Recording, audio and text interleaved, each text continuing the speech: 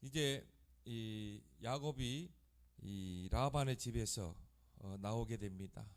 20년 만에 야곱의 집에서 이제 아내들과 또 자녀들 거기서 불린 재산을 가지고 라반과 화해 계약을 맺고 이제 나오게 됩니다. 그런데 반드시 야곱이 거쳐야 될 바로 인물이 형 에서입니다.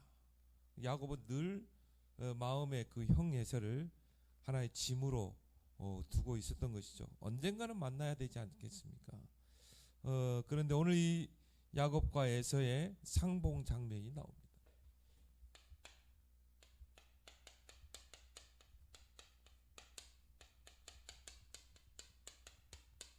그런데 뭐 우리가 몇 년 전에 이산가족 상봉이 있었잖아요. 그래서 남과 이 흩어진 이 6.25 때 흩어진 가족들이 또 이렇게 서로 몇 년 만에 또 만나게 돼가지고 서로 부둥켜 안고 뭐 그런 것들을 좀 우리가 보게 되고요. 또 북한의 또 남은 형제들과 또 부모님과 또 이렇게 이산가족 상봉을 하는 장면들을 봤잖아요. 그 상봉은 한마디로 기쁨의 상봉이죠. 정말 오랜만에 보니까 얼마나 기쁘겠어요. 근데 이 형과 야곱과 그 형 에서의 상봉은 정말 뭔가 부담스러운 상봉이다. 상봉인 것입니다. 물론 20년 만에 만나는 그런 상봉이지만은 야곱에게는 굉장한 부담이 있는 상봉이고 또 원치 않는 그런 상봉이에요. 그러나 반드시 이 야곱이 거쳐야 하는 그런 상봉인 것입니다.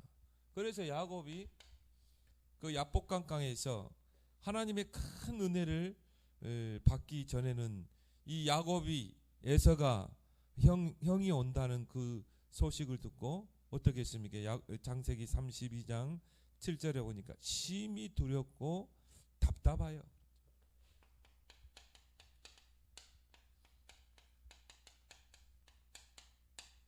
결국은 내가 두려워했던 것을 이제 겪게 된다고 생각하니까 두려웠겠죠. 또 답답했겠죠. 한 번은 거쳐가야 될 일인데 이걸 어떻게 슬기롭게 넘어가야 될까? 아무리 생각해봐도요. 이거는 형이 그냥 넘어갈 수 있는 방법이 아니잖아요. 형을 팥죽 한 그릇에 장자권을 팔았죠. 또 뭡니까? 그 장자의 축복을 또 뺏어갔잖아요. 그러면 뭐 에서가 형이 순순히 그냥 할 리가 없는 것입니다. 그런데 이제 종들이 그 형이 400명의 훈련한 군사를 거느리고 야곱을 맞이하러 온다는 말을 듣고 얼마나 두려웠겠어요. 얼마나 답답했겠습니까? 그래서 또 이 야곱의 특유의 그 인본주의, 장기를 또 이제 머리를 써보는 거죠. 그래, 내가 그 예물로 형의 마음을 좀 돌려야 되겠다. 그래서 한 때, 두 때, 세 때 이렇게 거리를 두고 그렇게 해서 예물 공세를 하게 됩니다. 그런데 형이 마음을 돌이키질 않은 거예요. 그래서 이제 야곱이 이 모든 가족들을 이 야복강을 건너게 하고 홀로 이제 하나님 앞에 남게 된 거죠. 근데 이제 중요한 거는 거기에 보면은 창세기 32장에 보니까 어떤 사람이 날이 새도록 야곱과 씨름하다가 그랬죠. 야곱이 먼저 씨름을 건 게 아니거든요. 어떤 사람이 갑자기 나타나서 야곱에게 씨름을 걸어온 것입니다. 그런데 그 사람은 바로 하나님의 사람이죠. 바로 하나님이 인간의 몸을 입고 오신 것입니다. 야곱이 하나님을 붙잡은 게 아니에요. 하나님 나 좀 살려주세요. 이 형의 마음을 돌려주세요. 그게 아니었거든요.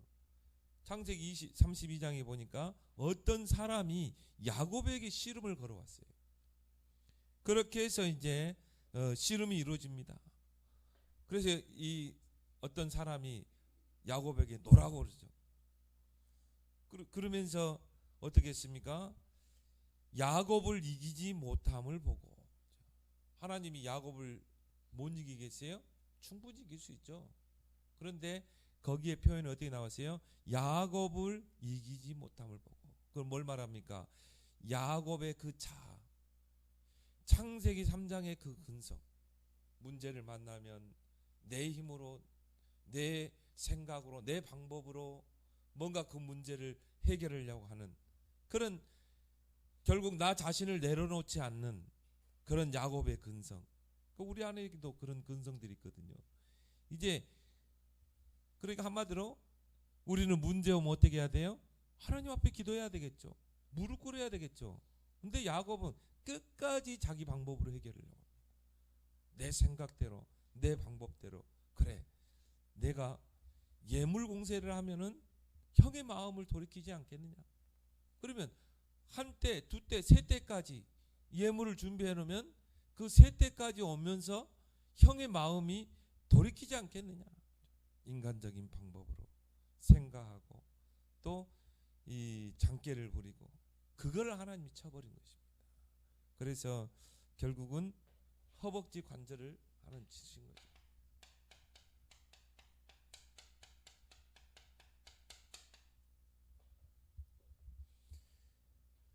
그런데 그 허벅지 관절이 이제 어긋나면은 어떻게 돼요? 아프잖아요. 그런데요, 이번에는 이제 야곱이 그 하나님의 사람을 붙잡은 거예요. 처음에는 누가 붙잡았습니까? 하나님의 사람이 야곱을 씨름을 걸었거든요. 그런데 이 허벅지 관절이 골절되고 나서는 어떻게 했어요? 야곱이 이제 진짜 하나님 붙잡은 것입니다. 그 말은 하나님이 아니면 이 문제를 해결할 수 없어요. 하나님이 이 문제를 해주지 않으면 나는 놓지 않겠습니다. 이게 진실한 우리의 모습이 돼야 될 줄 믿습니다. 자, 우리가 문제를 만나면 진짜 하나님을 붙잡아야 돼요. 하나님께 매달려야 돼요. 그래서 관절이 어긋나고도 하나님을 놓지 않습니다.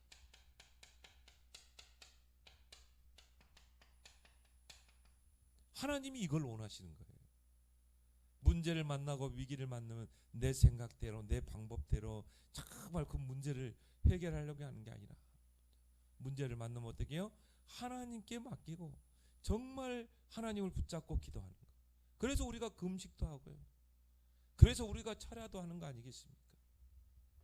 하나님은 이걸 원하시는 것입니다. 이게 야곱의 진심이죠. 정말 하나님을 붙잡는 거예요. 이 허벅지에 그 관절이 어긋났는데 얼마나 아프겠어요. 그런데요, 그 아픔도 있고 하나님을 붙잡은 것입니다. 그래서 하나님께서 그 하나님의 사람이 노라고 하죠. 근데 야곱이 어떻게 했어요? 하나님이 나를 축복하지 않으면 내가 놓지 않겠습니다.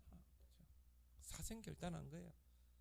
이 문제를 해결하실 분은 하나님밖에 없습니다. 형의 마음을 돌이킬 수 있는 분은 하나님밖에 없습니다. 내 이 인간적인 생각을 다 내려놓습니다. 이건 것입니다. 거기에서 이제 하나님께서 야곱에게 새로운 이름을 주시죠. 이스라엘. 네 이름이 뭐냐? 야곱입니다. 야곱이란 이름 뜻이 뭐예요? 뒤꿈치를 잡다. 형의 발 뒤꿈치를 잡고 나왔잖아요. 그리고 뭡니까? 뭔가 인본주의, 장깨, 내 생각, 내 방법대로. 그게 야곱의 이름 속에 다 들어가 있거든요. 오늘부터 네 이름을 이스라엘이라 하라. 그래서 이스라엘의 뜻이 뭡니까? 하나님과 겨루어 이기겠다는 뜻이거든요. 기도는 뭐예요? 하나님과 겨루어 이기는 것입니다. 표현이 그렇지만. 그래서 우리가 이 때로는 금식도 하고 또 철야도 하고 하나님이 응답 줄 때까지 기도하는 것입니다.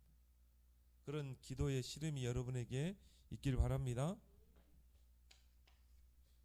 그래서 이스라엘이라는 새 이름을 주시고 그 이름 속에는 기도 제목이 있고 또 이름 속에는 뭐가 있어요? 언약이 있는 것입니다. 그렇게 해서 이제 물론 환도뼈가 어긋나게 되고 이제 장애인이 되고 지팡이를 의지해야 걸을 수 있는 절뚝발이가 됐지만은 야곱에게는 새롭게 출발하는 시작이 된 것입니다. 그래서 야곱이 새 은혜를 받게 되죠. 새 출발하게 되죠.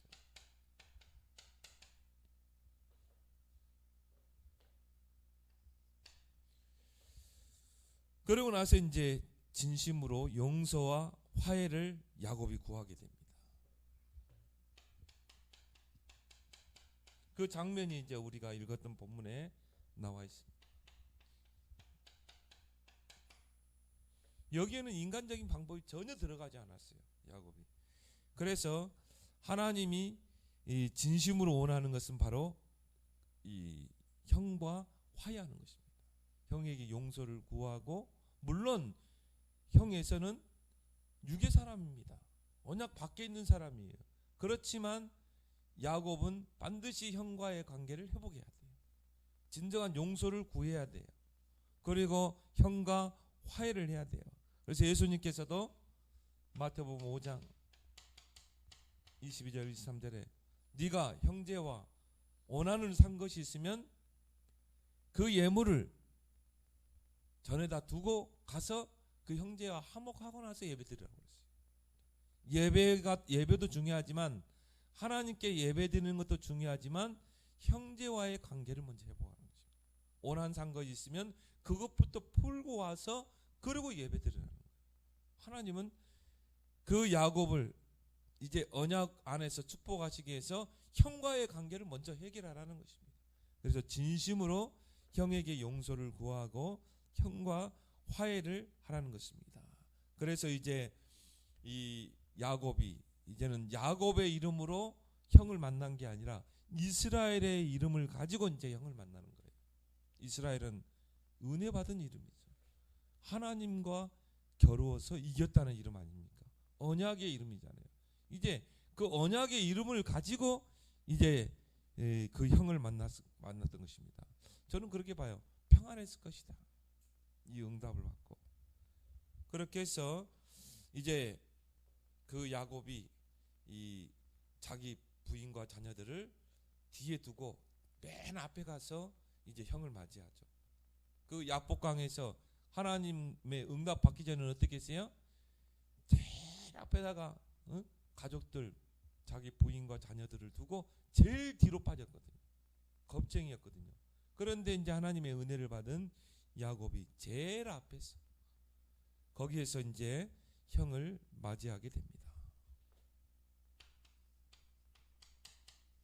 3절에 이 몸을 7번 땅에 굽히고, 몸을 땅에 7번 굽힌다는 말은 뭡니까? 정말 이제는 아부가 아니라 진심 어린 그런 용서와 화해를 구한 것입니다. 자기를 완전히 낮춘 것이죠. 그래서 뉘우치는 마음에서 나오는 참회인 것입니다. 이걸 하나님이 원하시는 거예요. 그렇게 해서 형과의 모든 관계를 회복하기는 원한 것입니다. 야곱은 절대 허리 굽힐 사람이 아니거든요. 그런데 야곱이 진심으로 7번 허리를 굽히면서 형에게 자신의 그 잘못을 용서해 줄 것을 이제 간구하는 것이죠. 그러면서 하나님께서 형 에서의 마음을 완전히 돌이키셨죠. 여러분이 하나님과의 관계가 회복되면 사람과의 모든 관계도 하나님 다 회복할 줄 믿습니다. 그래서 하나님은요, 하나님과의 먼저 관계를 회복하라는 것입니다. 그러면 사람의 마음도 하나님 바꾸시는 거예요. 그래서 오늘 여기 4절에 보면은 에서가 달려와서 그를 맞이하여 안고 목을 어금 맞추어 그와 입 맞추며 서로 우니라. 하나님이 그 에서의 마음을 돌이키지 않았으면 어떻게 했습니까? 400명의 훈련받은 군사와 함께 예서는 원래 들 사람 아닙니까? 다 죽였겠죠. 야곱의 자녀들까지 종들까지 다 칼로 쳤겠죠. 이 400명의 그 훈련된 군사들이 얼마나 싸움을 잘하겠어요. 야곱과 그 가족들은 무방비잖아요. 야곱을 비롯해서 모든 걸 진멸시켰겠죠. 20년 동안 이를 갈았거든요. 에서가. 근데 어떻게 했어요? 하나님이 그 형의 마음을 완전히 바꿔버린 거예요. 그래서 형이 에서가 달려와서 그를 맞이하여 안고 목을 어긋맞추어 그와 입맞추며 서로 우니라. 하나님께서 그 형의 마음을 완전히 돌이키는 것입니다. 그래서 이 분노의 마음을 화해의 마음으로 하나님 싹 바꾸는 거예요. 그래서 잠언서 16장 7절에 중요한 말씀을 했죠. 사람의 행위가 여호와를 기쁘시게 하면 그 사람의 온수라도 그와 더불어 화목하게 하시니라. 정말 여러분이 하나님을 기쁘시게 하면 하나님이 모든 온수라도 다 화목하게 하실 줄 믿습니다. 그래서 야곱이 예물을 준비했기 때문에 형의 마음이 풀어진 게 아니라는 거죠. 하나님께서 그 형의 마음을 다 풀어버린 것입니다. 그 말을 타고 이 복수의 칼날을 갈면서 야곱을 향해 달려오는 그 도중에 하나님 마음을 풀어버린 거예요. 그게 하나님입니다.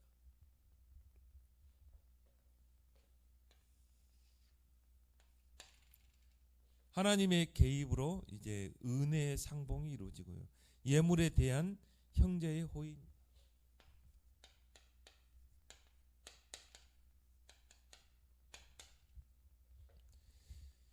이제 하나님을 대면하고 은혜를 크게 입은 야곱인 것을 오늘 본문에서 우리가 알 수 있습니다. 그래서 은혜라는 말이 이 창세기 33장에서 5번이 나와요.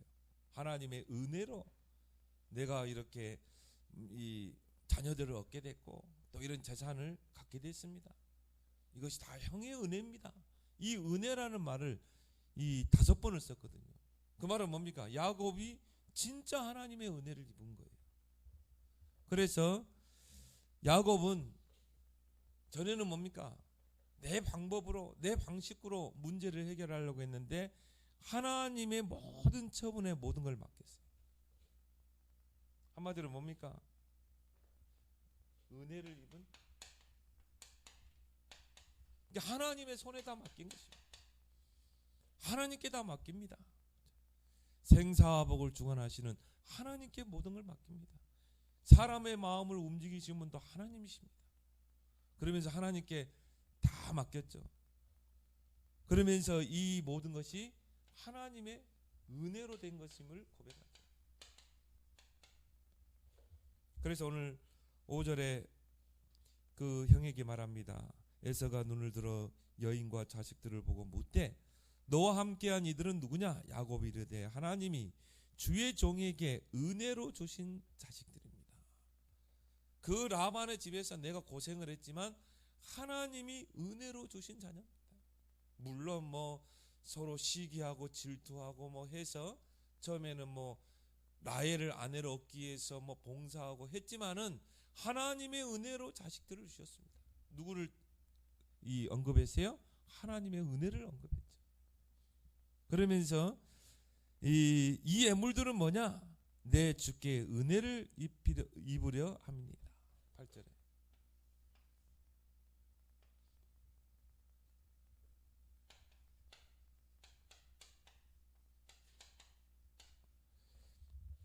그리고 10절에도 형님의 얼굴을 배운즉 하나님의 얼굴을 뵌 것 같사오며. 좀 아부 같기도 하지만은 그렇지만은 여기에는 진심이 있다고 보거든요. 하나님의 은혜를 입고 나니까 형이 진짜 두려움의 존재가 아니고 이제 정말 형의 얼굴을 보는 것이 하나님의 얼굴 보는 것처럼 기쁘다 이 말이죠. 은혜 받으면 그렇게 되게 되지. 그렇지만 야곱의 마음속에는 아직도 형에 대한 경계심이 있었다 이 말이죠. 그래서 형은 진짜 야곱을 끌어안고 울면서 우리가 20년 만에 상봉을 했구나. 그러면서 그 에서가 제안을 하죠. 바로 내가 있는 그 세일 땅까지 같이 가자고 하죠. 그래서 동생을 뭔가 후히 대접하려고 하죠. 그런데요, 야곱은 여전히 그래도 조금 그 마음속에는 형에 대한 두려움이 아직 남아있는 것입니다. 뭔가 형에 대한 경계심이 아직 남아있는 것이죠. 그래서 야곱은 여전히 형에 대해서 경계를 하고 있는 거예요. 왜 그렇습니까? 20년 동안 깊은 고립해 있었거든요. 형은 정말 이 동생에 대한 그 상처, 미움, 그리고 분노 이런 것이 가득 차 있었고, 또 야곱은 20년 동안 물론 형을 떠나 있었지만 늘 형에 대한 두려움, 언젠가는 만나야 되는 그런, 한 번은 만나야 되잖아요. 그런 두려움들이 20년 동안 있었다니. 그 사이에 얼마나 그 형제 간에 깊은 골이 있었겠습니까? 그래서 이 야곱이 형에게 예물을 준비해서 막 줍니다. 10절에 보면은 야곱이 이르되 9절에 에서가 이르되 내 동생아 내게 있는 것이 족하니 내 소유는 내게 두라. 야곱이 이르되 그렇지 아니하니이다. 내가 형님의 눈앞에서 은혜를 입어 싸우면 청하건대 내 손에서 이 예물을 받으옵소서. 내가 형님의 얼굴을 배운즉 하나님의 얼굴을 본 것과 싸우며 형님도 나를 기뻐하심이니이다. 하나님이 내게 은혜를 베푸셨고 내 소유도 족하오니 청하건대 내가 형님께 드리는 예물을 받으소서 하고 그에게 강권하여 강권함에 받으니라. 그래서 어떤 신학자들은 그런 이야기를 합니다. 야곱이 형에게 이때만큼은 장자의 그 권을 양보하였다 이렇게 봅니다. 그래서 형을 보고 주의 동생 그랬거든요. 이게 형을 주로 높였거든요. 그리고 어떻게 했습니까? 완전히 형 앞에 무릎을 꿇었거든요. 7번 절을 했거든요. 그래서 이때만큼은 야곱이 형을 장자로 대우했다. 그렇게 해석하는 신학자들도 있습니다.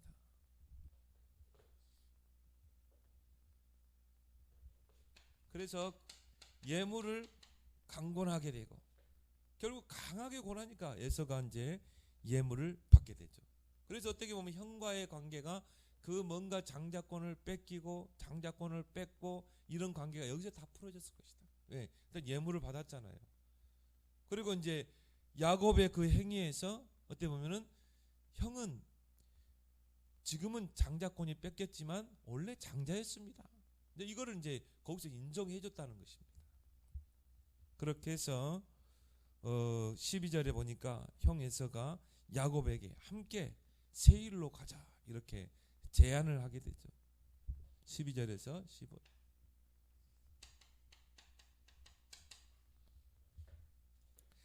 에서가 이르되 우리가 떠나자 내가 너와 동행하리라. 야곱이 이르되 그에게 이르되 내 주도 아시거니와 자식들은 연약하고 이제 여러 가지 이제 핑계를 댑니다.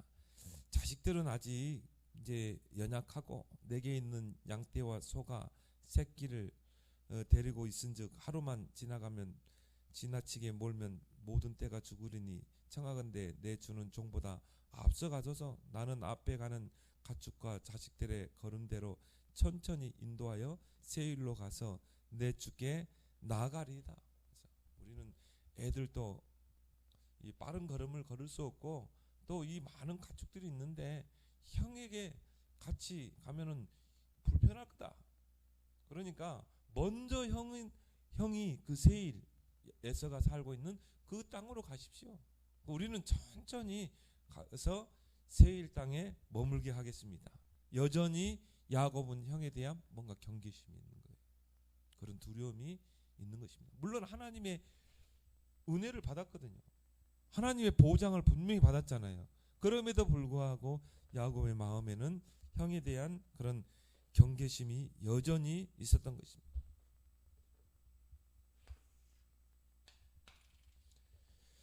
근데 여기서 또 이제 야곱이 좀 실수를 하게 돼요. 이제 여기서 형 에서와 작별을 하게 됩니다.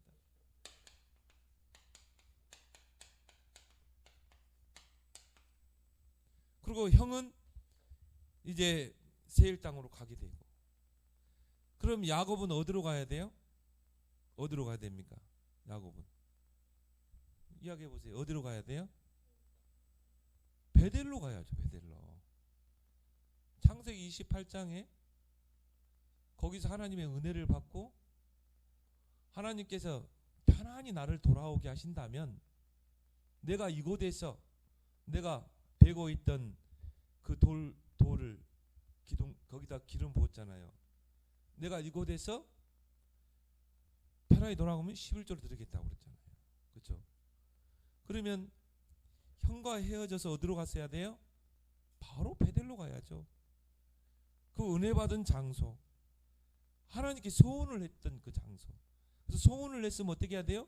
그걸 갚아야 되거든요. 그곳으로 가야 되는데 이제 야곱이 실수를 하게 된 것입니다. 그 장면이 이제 우리가 읽지 않았지만 이제 나오게 됩니다. 17절에서 20절에 나옵니다. 바로 베델로 가야 되는데 어디로 갔어요? 숫곳으로 가게 됩니다. 여러분들이 다음 장을 읽고 한번 와보세요. 그러면은 이해가 좀 바르게 돼 있어요. 숫곳으로 가서 정착을 하게 됩니다. 숫곳이란 그 뜻이 바로 쉼터라는 뜻이거든요. 야곱은 뭔가 쉬기를 원했어요.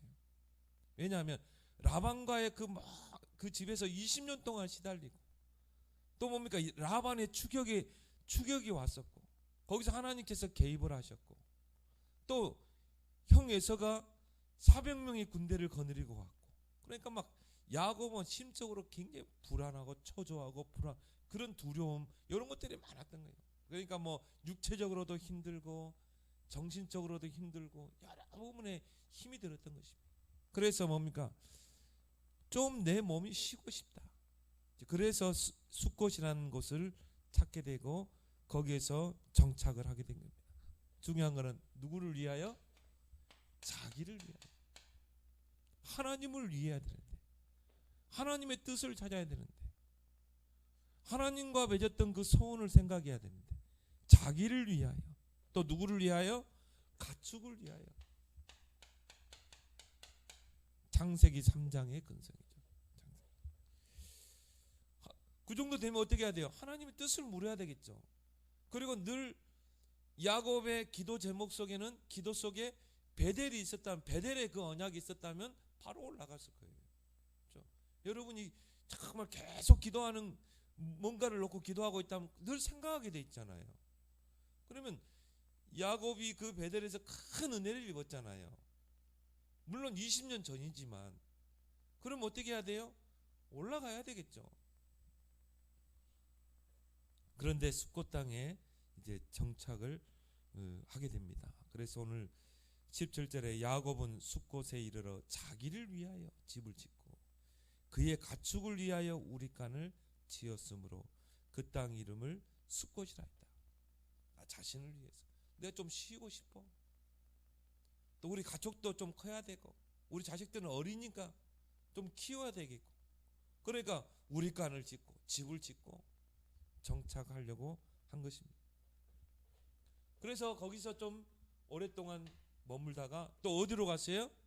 세겜 땅에 정착하게 됩니다.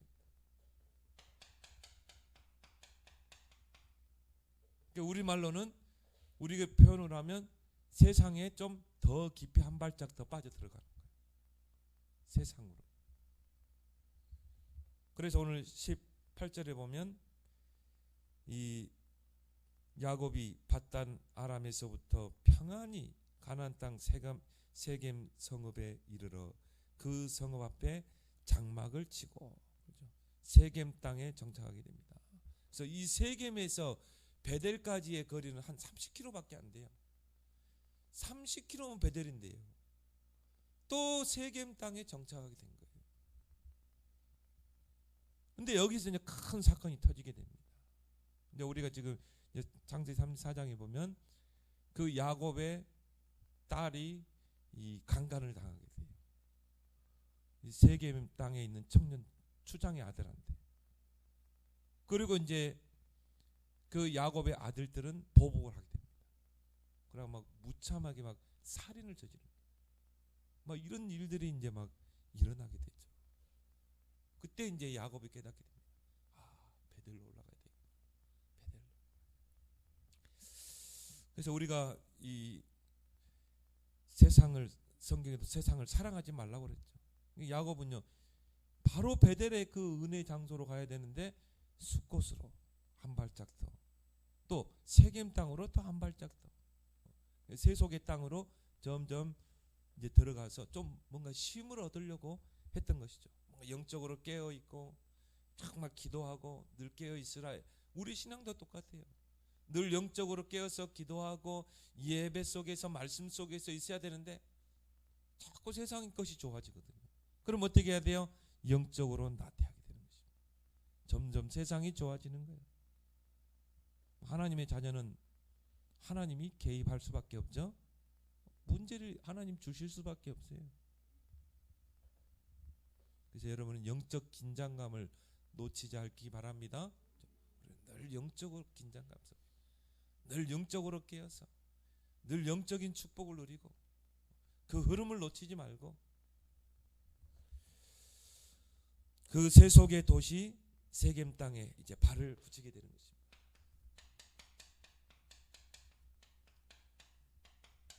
이 세겜 땅은 이 목축을 하기에 좋은 땅이고요. 그 많은 양들과 염소들, 낙타들을 먹이기 좋은 곳이고, 그리고 보니까 편리하거든요. 물도 많고. 그러니까 이제 그곳에 이제 정착을 하려고 한 것입니다. 그리고 뭔가 육체적으로도 쉼을 얻고 정신적으로도 좀 쉼을 얻으려고 한 것이죠. 아예 그냥 밭을 사버리죠. 밭을 사서 정착을 한 거예요.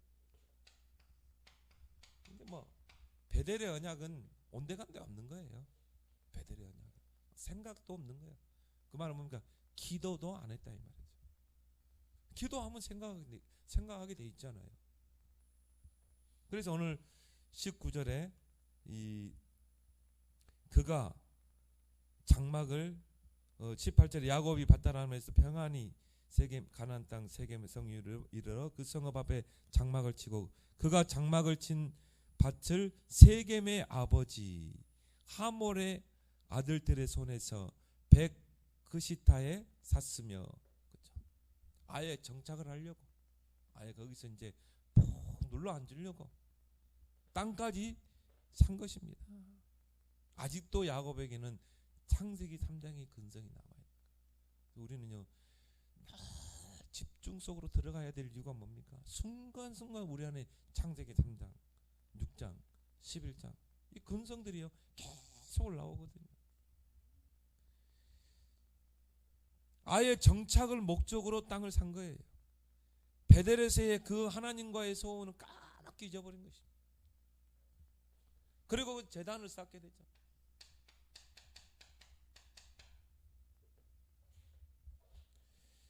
그리고 제단을 쌓고 엘렐로의 이스라엘, 전능자 하나님은 이스라엘의 하나님이시다. 형식적인 예배인 것 같아요. 이름을 부르고 제단을 쌓고 했는데 한마디로 거기다 교회도 짓고 거기다 예배도 드리고, 근데 하나님이 그걸 기뻐하지 않거든요.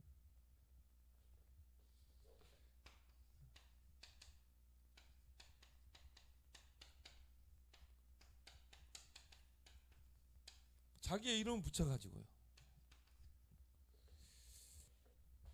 이스라엘의 하나님이시다. 그런데 야곱의 마음에는 베델의 언약이 하나도 없었던 거예요. 새까맣게 잊어버린 거죠.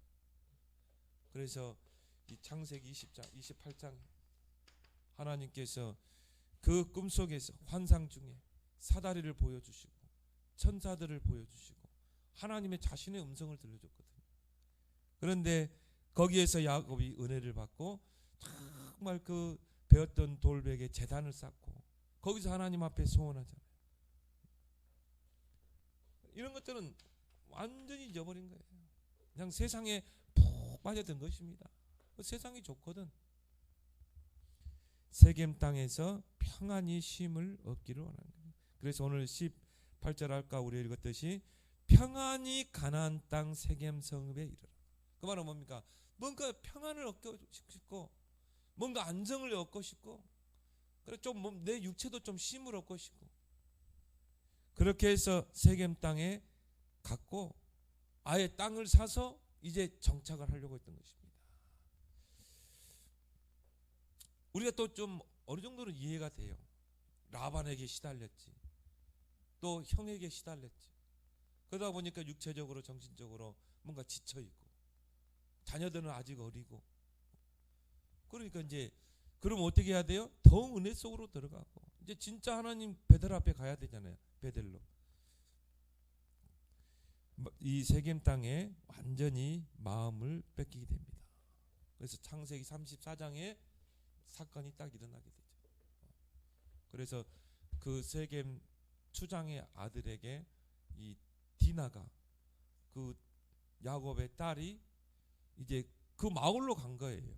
마을로 갔다가 이제 추장 아들에게 성폭행을 당하게 된 것입니다.